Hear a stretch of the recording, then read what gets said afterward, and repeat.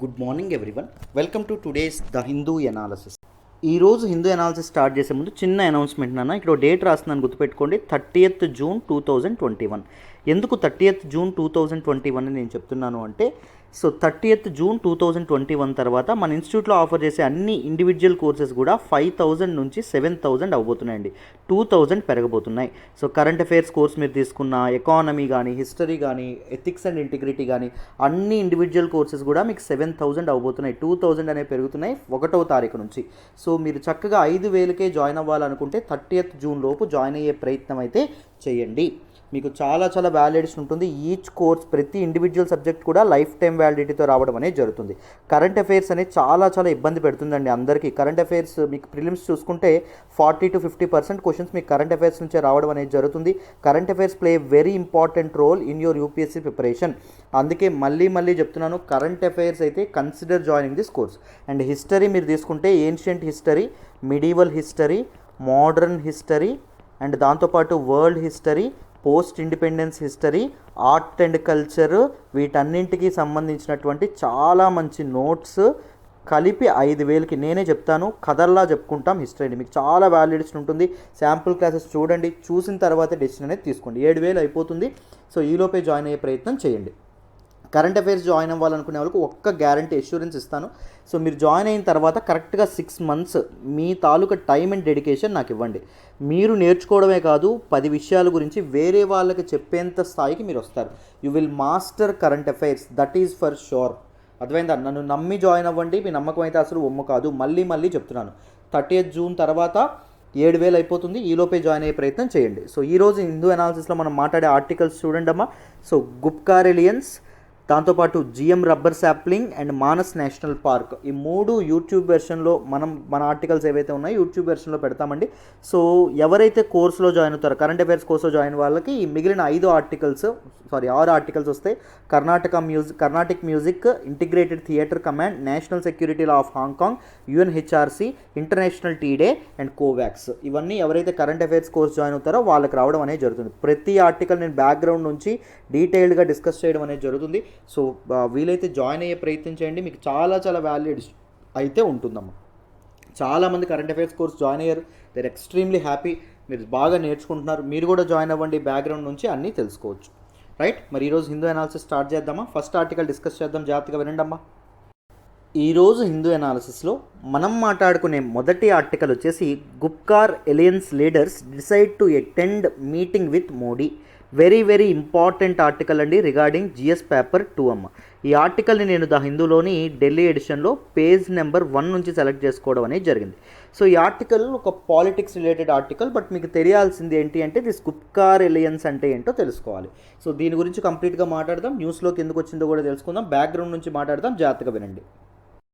So ఈ article మీకు అర్థం కావాలంటే కొంత బ్యాక్గ్రౌండ్ అనేది అర్థం కావాలన్న. ఫస్ట్ ఈ బ్యాక్గ్రౌండ్ అనేది అర్థం చేసుకునే ప్రయత్నం చేద్దాం. తర్వాత ఈ న్యూస్లోకి ఏమొచ్చిందో చెప్తాను.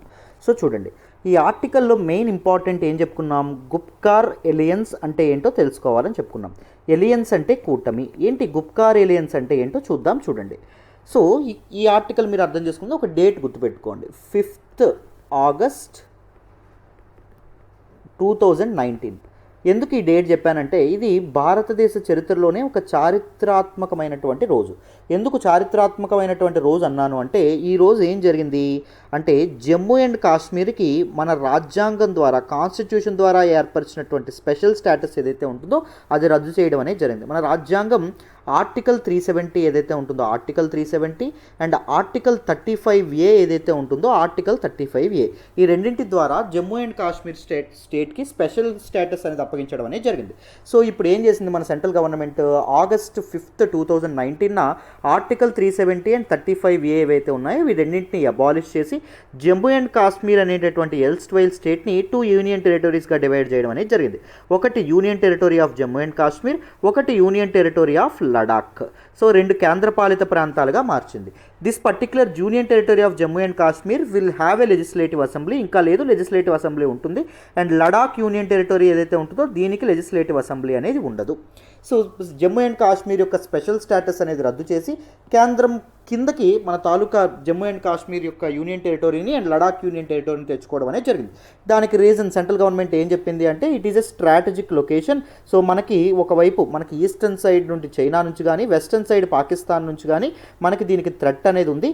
So since defence is under central government, defence is under union list, defence అనేటటువంటి సబ్జెక్ట్ యూనియన్ లిస్ట్లో ఉంది కాబట్టి జమ్మూ అండ్ కాశ్మీర్ ఒక స్టేట్ పరిధిలో కాకుండా ఒక రాష్ట్రంగా కాకుండా ఒక కేంద్రపాలిత ప్రాంతంగా ఉండడం కరెక్ట్ అని చెప్పి సెంట్రల్ గవర్నమెంట్ ఈ డెసిషన్ తీసుకోవడం అనేది జరిగింది.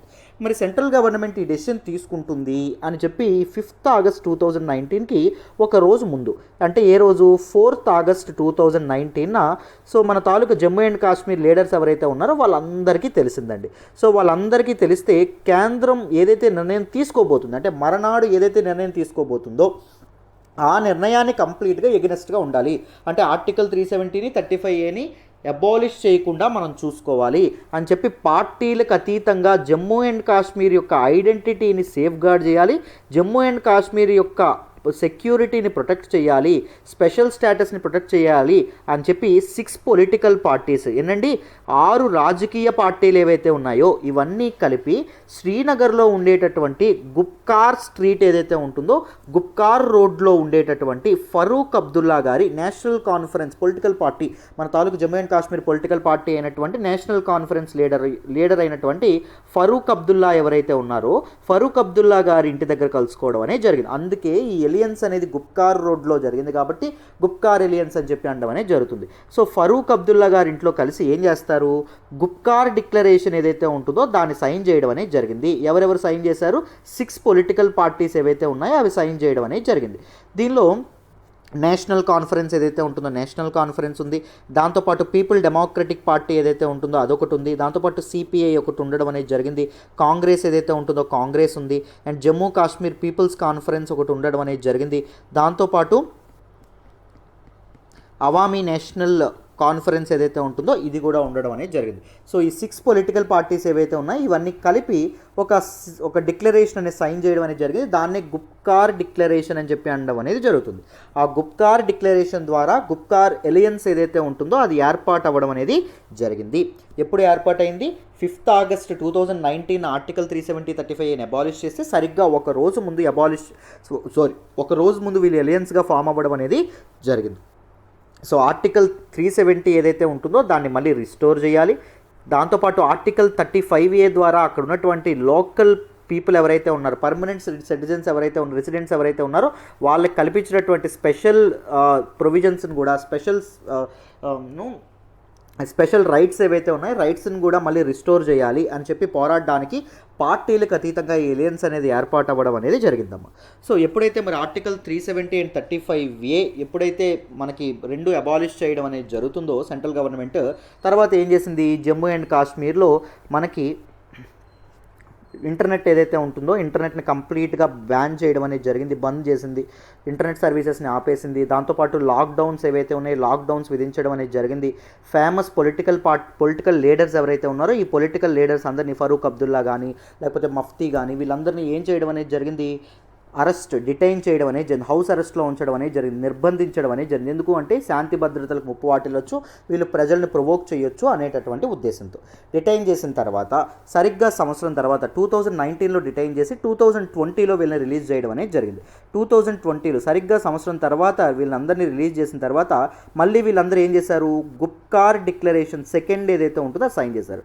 ఫస్ట్ గుప్కార్ డిక్లరేషన్ 1 ఎప్పుడు సైన్ చేశారు, సో ఒక రోజు ముందు ఆర్టికల్ 370 అబాలిష్ చేసే ఒక రోజు ముందు గుప్కార్ డిక్లరేషన్ సెకండ్ ఎప్పుడు చేయడం అనేది జరిగింది, August 22, 2020 సంవత్సరం తర్వాత. ఎప్పుడైతే వీళ్ళు డిటెన్షన్ నుంచి బయటకు వస్తారో దాని తర్వాత మేము లాస్ట్ ఇయర్ సైన్ చేసినటువంటి డిక్లరేషన్కి కట్టుబడే ఉన్నాము అని చెప్పడానికి అని తెలియపరచడానికి ఈ డిక్లరేషన్ ఏదైతే ఉంటుందో ఇది సైన్ చేయడం అనేది జరిగింది. క్లియర్.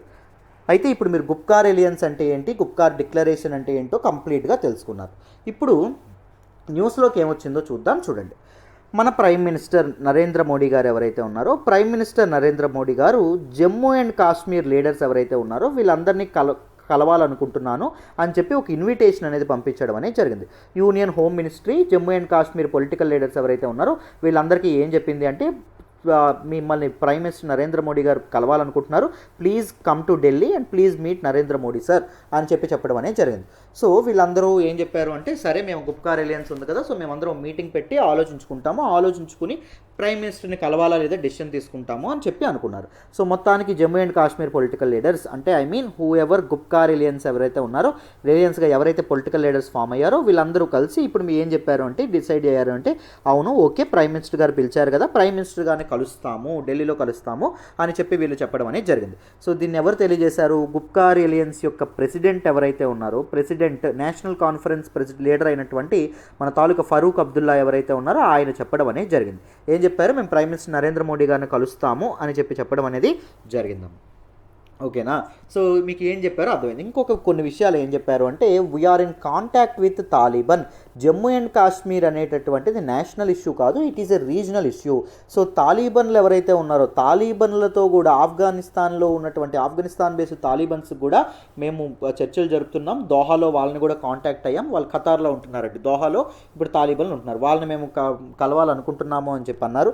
దాంతోపాటు ఈవెన్ పాకిస్తాన్తో కూడా మేము కాంటాక్ట్లో ఉన్నాము. ఎవరితో కాంటాక్ట్లో ఉన్నాము?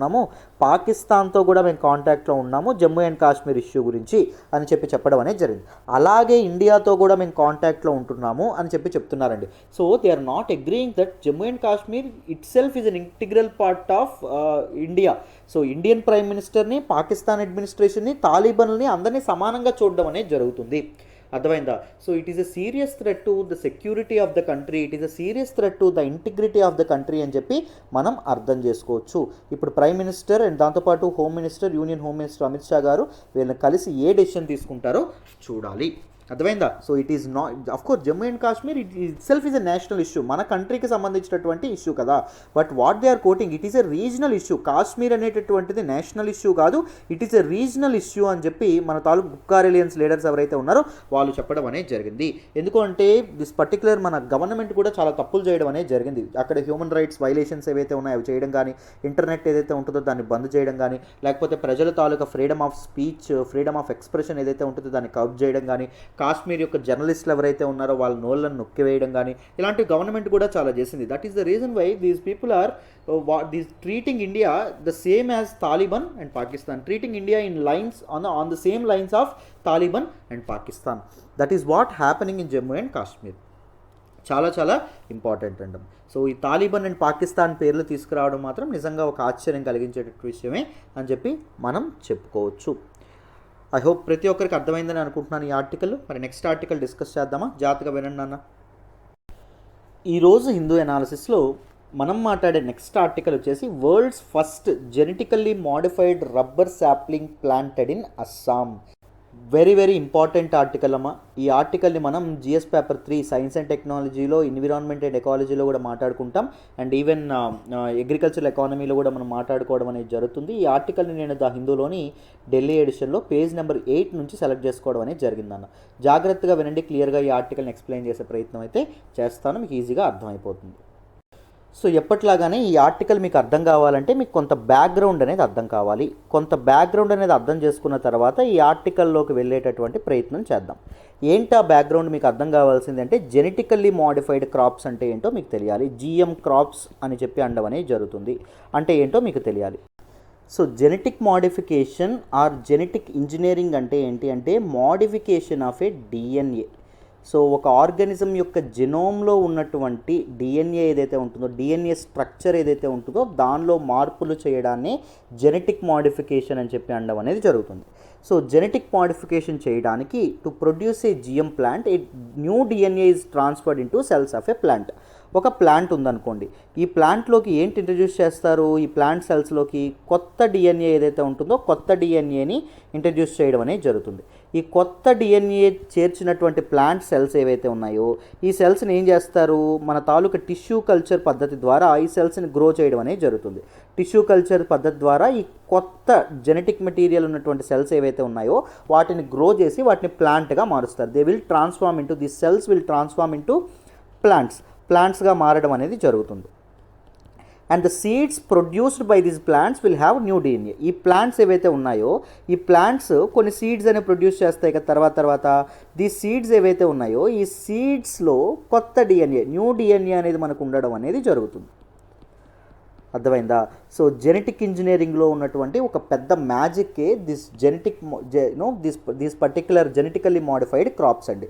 సో జెనెటికల్లీ మోడిఫైడ్ క్రాప్స్ ఏదైతే ఉంటుందో genetic modification it is a technology that involves the transformation of DNA. గుర్తుపెట్టుకోండి, it is a technology that involves a transformation of DNA. DNA అనేది ట్రాన్స్ఫార్మ్ చేయడం అనేది జరుగుతుంది. సో డిఎన్ఏ అనేది ట్రాన్స్ఫార్మ్ చేయడానికి 3 main methods అనేవి వాడడం అనేది జరుగుతుందండి. 3 మెయిన్ మోడిఫికేషన్స్. ఫస్ట్ మోడిఫికేషన్ ఏంటి అంటే ట్రాన్స్జెనిక్. మొదటిది ఏంటండి transgenic. Plants have genes inserted into them that are derived from other species.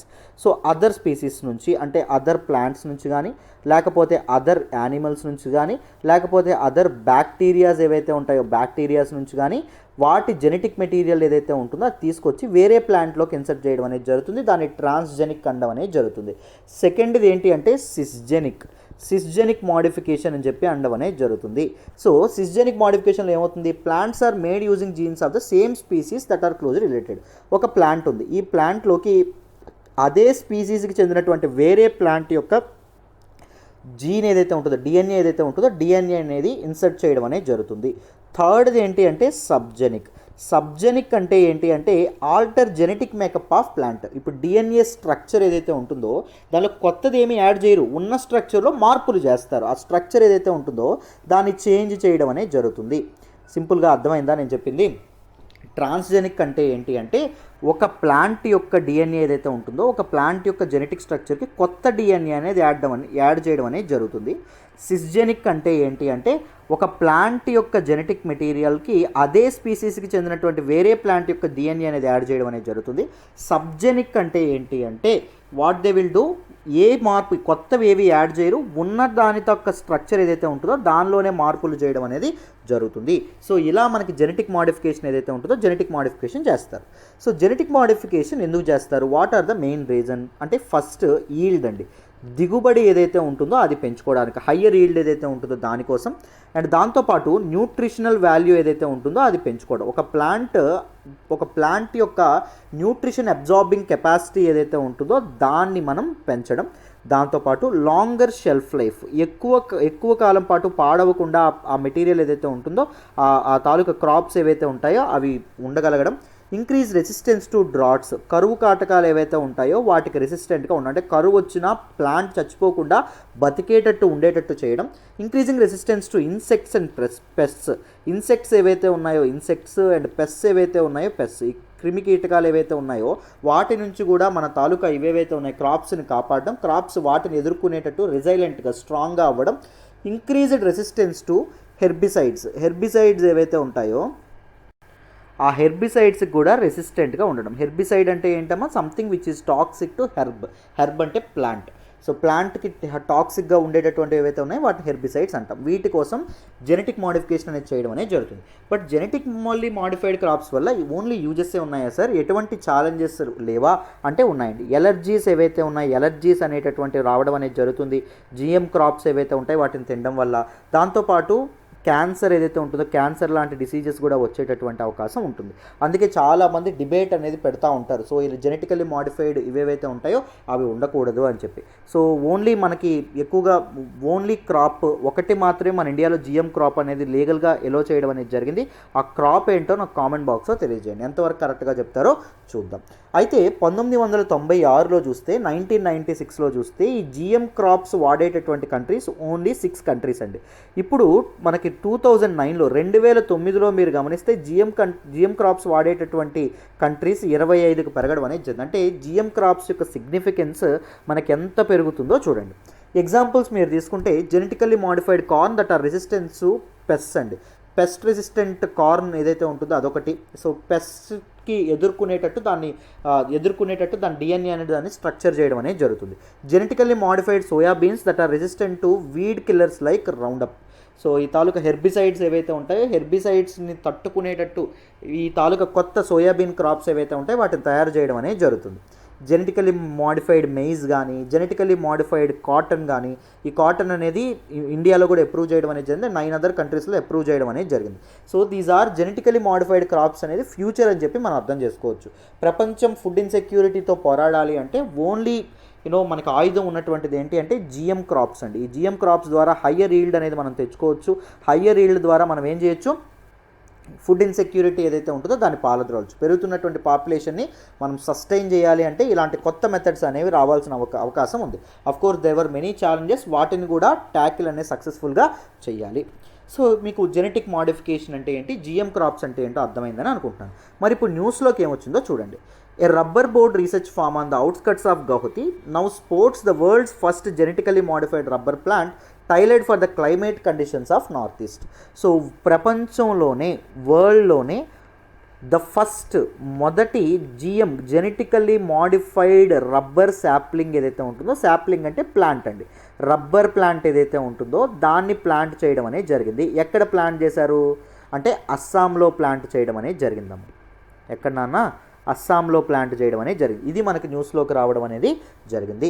So this GM rubber has additional copies of the gene MNSOD.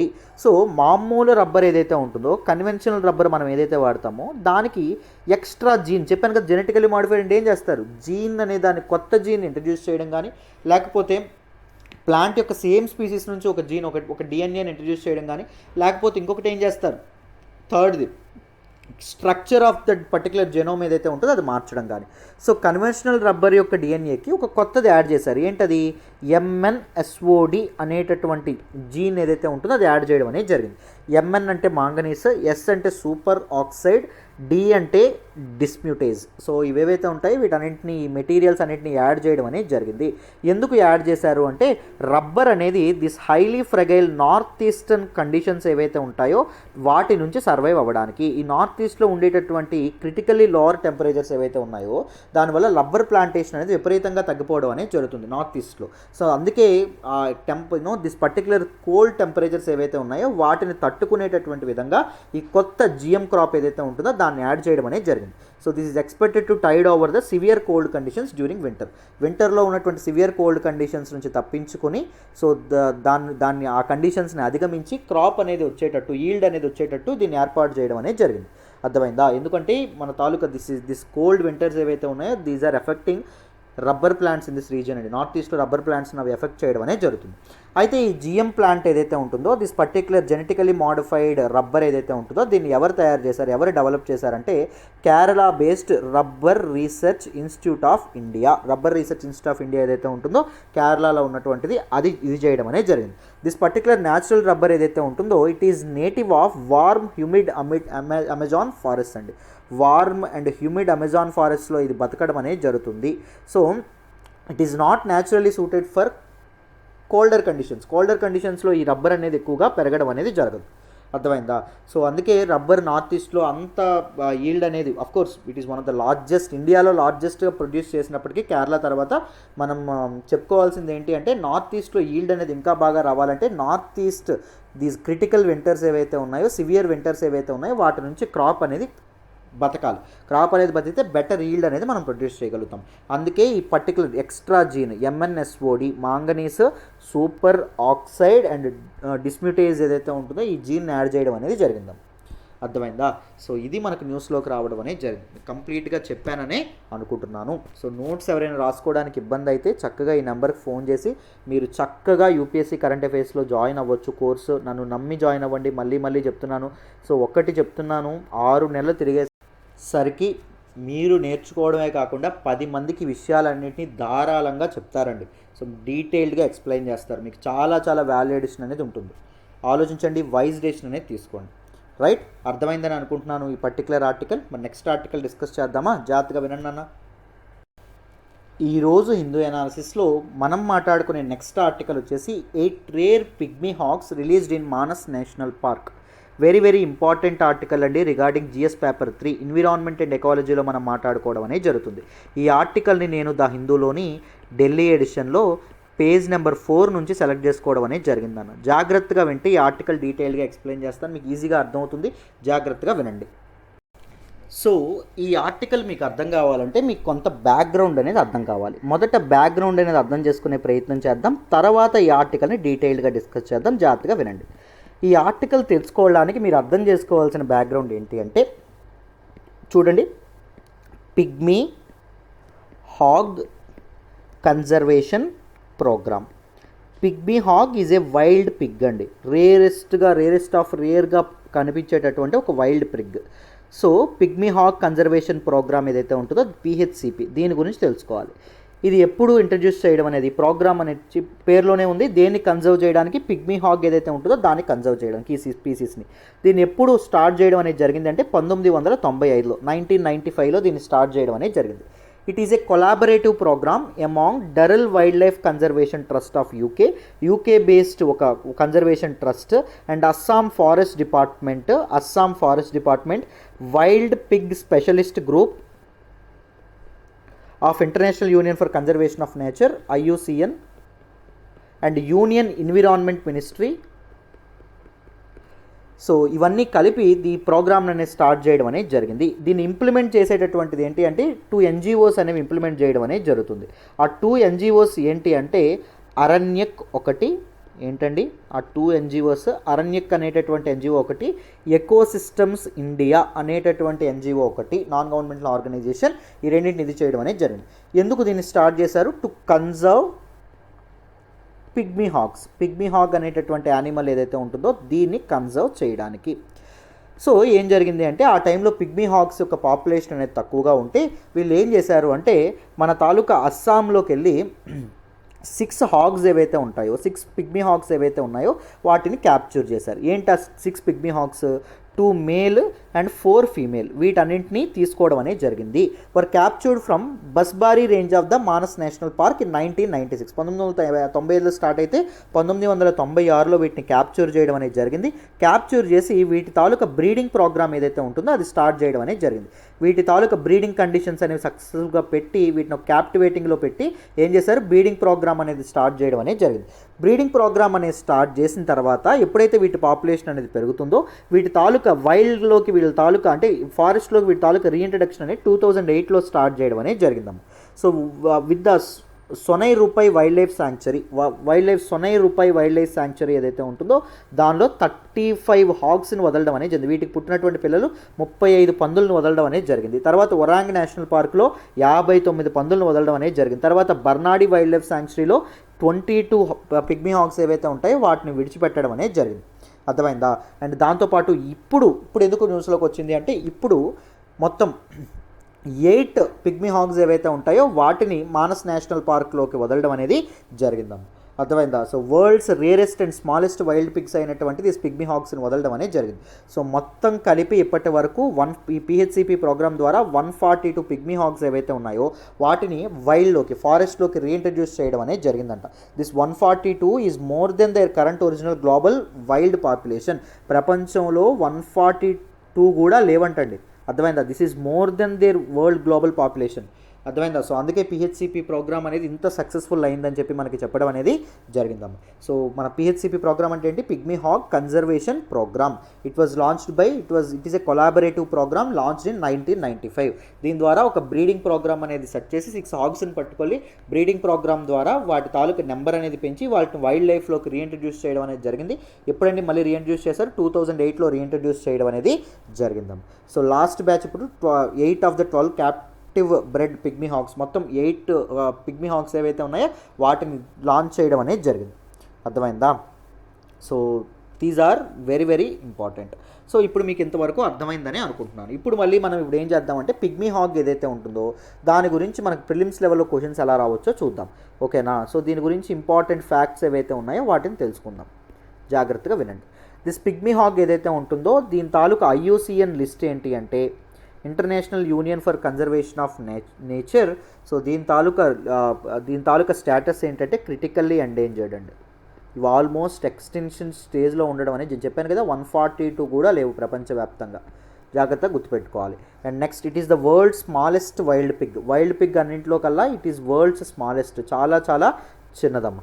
అర్థమైందా? చాలా చాలా చిన్నది. అండ్ దీని తాలూకా biological name ఏంటంటే పోర్క్యులా సల్వేనియా. సల్వేనియా, దీని తాలూకా scientific name. They are indicators of the management status of grassland habitats. So grasslands యొక్క status, grasslands ఏవైతే ఉంటాయో అవి ఎంత సుభిక్షంగా ఉన్నాయి ఆ ప్రదేశంలో అని చెప్పేటటువంటివి ఏంటి అంటే దీస్ వైల్డ్ పిగ్స్ అండి. The grass lands where the pygmy hog resides are crucial for the survival of other endangered species such as Indian rhinos, swamp deers, wild buffaloes, దాంతోపాటు బెంగాల్ ఫ్లోరికాన్. ఇవన్నీ ఎక్కడ పెరుగుతాయి? గ్రాస్ ల్యాండ్స్లో పెరగడం అనేది జరుగుతుంది. గ్రాస్ ల్యాండ్స్ నిజంగా హెల్దీగా ఉన్నాయా లేదా అని చెప్పేటటువంటి ఇండికేటర్ ఏంటండి? మన పిగ్మీ హాగ్. సో ఇప్పుడు మనం బటర్ఫ్లైస్ తీసుకుంటే బటర్ఫ్లైస్ ఏం చెప్తాయి? ఎకోసిస్టమ్ అండ్ బయోడైవర్సిటీ హెల్దీగా ఉందా లేదా అని చెప్పి ఒక సిగ్నల్ అనేది ఇవ్వడం అనేది జరుగుతుంది. సో ఈవెన్ పిగ్మీ హాగ్స్ ఏవైతే ఉంటాయి ఇవి ఏం చెప్తే గ్రాస్ ల్యాండ్స్ యొక్క కండిషన్ అనేది ఇవ్వడం అనేది జరిగింది. సో 1995లో దిస్ పర్టికులర్ ప్రోగ్రామ్ పిహెచ్సిపి ఏదైతే ఉంటుందో పిగ్మీ హాగ్ కన్జర్వేషన్ ప్రోగ్రామ్ అనేది స్టార్ట్ చేశారు. 1996లో దీనికి తగినటువంటి బ్రీడింగ్ ప్రోగ్రామ్ అనేది స్టార్ట్ అవ్వడం అనేది జరిగింది. ఐ హోప్ కంప్లీట్గా దీని గురించి మీకు అర్థమైందనే అనుకుంటున్నాను. ఇప్పుడు మనం ఏం మాట్లాడదాము అంటే అస్సాంలో ఉండేటటువంటి నేషనల్ పార్క్స్ గురించి మాట్లాడదాం. గుర్తుపెట్టుకోండి, కంట్రీలో ఉన్నటువంటి నేషనల్ పార్క్స్లో ఎక్కువ నేషనల్ పార్క్స్ ఏ స్టేట్లో ఉన్నాయి అంటే మధ్యప్రదేశ్లో ఉండడం అనేది జరిగింది. జాగ్రత్తగా గుర్తుపెట్టుకోవాలి. మధ్యప్రదేశ్లో మొత్తం ఎన్ని ఉన్నాయంటే 12 ఉన్నాయండి. తర్వాత అండమాన్ అండ్ నికోబార్లో ఎక్కువ నేషనల్ పార్క్స్ ఉన్నాయి, మొత్తం ఎన్ని ఉన్నాయంటే 9 ఉన్నాయి. తర్వాత అస్సాంలో ఉండడం అనేది జరిగింది. అస్సాంలో ఎన్ని నేషనల్ పార్క్స్ ఉన్నాయి? ఇప్పుడు 7 ఉన్నాయి. రీసెంట్గా 2 కొత్తగా ఇంక్లూడ్ చేయడం అనేది జరిగింది. What are those 7 national parks in Assam? ఒకటి దెహింగ్ పత్కాయ్ రీసెంట్గా ఇంట్రడ్యూస్ చేశారు, రైమోనా రీసెంట్గా ఇంట్రడ్యూస్ చేశారు, కాజీరంగా, మానస్ అండ్ నమేరి, ఒరాంగ్ అండ్ దిబ్రూ సైఖోవా ఏవైతే ఉంటాయి ఈ నేషనల్ పార్క్స్ అనేవి ఉండడం అనేది జరిగింది. And this Kaziranga and Manas national park ఏదైతే ఉంటుందో, Manas national park it is a trans boundary national park అండి బిట్వీన్ ఇండియా అండ్ దాంతోపాటు భూటాన్. అస్సాం భూటాన్ మధ్యలో బార్డర్లో ఉండడం అనేది జరుగుతుంది. సో ఈ రెండింటికి UNESCO world heritage site status కూడా ఉండడం అనేది జరిగింది. దాంతోపాటు ఇవి టైగర్ రిజర్వ్స్ కూడా, టైగర్స్ కూడా ఇక్కడ బ్రీడ్ అవ్వడం అనేది జరుగుతుంది. దీంతోపాటు మన తాలూకా నమేరి అండ్ వరాంగ్లో కూడా టైగర్ రిజర్వ్స్ అనేవి ఉండడం అనేది జరిగింది. So these are important facts. ఇప్పుడు మానస్ నేషనల్ పార్క్ గురించి ఇంకోటి తెలుసుకుందాం. చూడండి కొన్ని facts. Manas national park is a UNESCO world heritage site. Already చెప్పుకున్నాం. యునెస్కో వరల్డ్ హెరిటేజ్ సైట్ అనేటటువంటి గుర్తింపు ఏదైతే ఉంటుందో అది మానస్ నేషనల్ పార్క్ ఉండడం అనేది జరిగింది. And it spread across 850 square kilometres. మొత్తం 850 స్క్వేర్ కిలోమీటర్స్లో ఇది స్ప్రెడ్ అవ్వడం అనేది జరిగింది. In the Indo Bhutan border in Assam. అస్సాంలో ఇండో భూటాన్ బార్డర్లో ఇది ఉండడం అనేది జరిగింది. అర్థమైందా? So it is home for many flora and fauna. మన బ్రహ్మపుత్ర బేసిన్లో ఉండడం వల్ల చాలా ప్లాంట్స్ అండ్ యానిమల్స్కి ఇది బెస్ట్ బయోడైవర్సిటీ హాట్స్పాట్గా ఉండడం అనేది జరిగింది. So these are some important facts that you remember regarding this particular article. కంప్లీట్గా ఈ ఆర్టికల్ అనేది మీ అందరికీ అర్థమైందనే అనుకుంటున్నాను. So this is the YouTube version అండి. సో ఫుల్ హిందూ అనాలిసిస్ కావాలంటే ఎక్స్ట్రా మనం మాట్లాడుకునే 6 ఆర్టికల్స్ కూడా మీకు కావాలంటే you can join our UPSC current affairs course. UPSC current affairs కోర్స్లో మీరు చక్కగా జాయిన్ అవ్వచ్చు. మళ్ళీ చెప్తున్నాను, పీడిఎఫ్ వస్తుంది, అన్నీ వస్తాయి. నన్ను నమ్మి జాయిన్ అవ్వండి. మీ నమ్మకం అయితే ఒమ్ము కాదు. Current affairs it's a monster అండి. దాన్ని కాంప్రహెన్సివ్గా కంప్లీట్ చేయాలంటే కరెంట్ అఫైర్స్ హిందూ అనాలిసిసే కాదమ్మా రావడం. హిందూలో మిస్ అయినటువంటి articles, DTE down to earth articles, లేకపోతే అదర్ సోర్సెస్ నుంచి ఆర్టికల్స్, పిఐబి ఆర్టికల్స్, ఇవన్నీ మనకి ప్రతిరోజు లైవ్ సెషన్ అనేది జరుగుతుంది 8 PMకి. దానిలో కూడా కవర్ చేయడం అనేది జరుగుతుంది. కరెంట్ అఫైర్స్ కాంప్రహెన్సివ్గా కవర్ చేయొచ్చు. డైలీ టెస్ట్లు అనేవి ఉంటాయి, వీక్లీ టెస్ట్లు అనేవి ఉంటాయి. సో చక్కగా మీకు చాలా వ్యాలిడేషన్ ఉంటుంది. దాంతోపాటు economic survey and budget analysis కూడా మీకు ఫ్రీ ఆఫ్ కాస్ట్ యాక్సెస్ అనేది లభిస్తుంది. యూపీఎస్సీ టాపిక్ వైజ్ టెస్ట్లు అండ్ గ్రాండ్ టెస్ట్లు కూడా మీకు యాక్సెస్ అనేది ఉండడం అనేది జరుగుతుంది. సో చక్కగా జాయిన్ అవ్వండి. వైజ్ డెసిషన్ అనేది తీసుకోండి. మళ్ళీ చెప్తున్నాను, మనకి ఎడ్యుకేషన్ మీద పెట్టేటటువంటి ఖర్చు ఎప్పటికీ పోదండి. ఓకేనా? రైట్. నా ఎక్స్ప్లెనేషన్ వస్తున్నట్టయితే కీప్ లైకింగ్ అవర్ వీడియోస్. మీ ఫ్రెండ్స్తో షేర్ చేసుకోండి. ఎలా ఉందో కామెంట్ చేయండి. Thank you so much for all the support so far అమ్మా. Thank you so much. మళ్ళీ రేపటి హిందూ అనాలిసిస్లో కలుద్దాం. బాయ్ అమ్మా.